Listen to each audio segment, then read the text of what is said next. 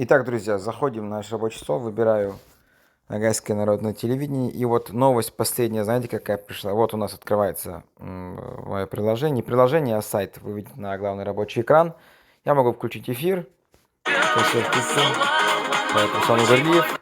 Ставлю на паузу. Смотрите, теперь внизу появилось, внимание, программа передач. То есть вы теперь будете видеть наши программы. Даже человек, который не подписан на наше телевидение, чтобы он это мог увидеть. Программа передач написана на ногайском, Баранчахарагасай, декабрь и так далее, и так далее.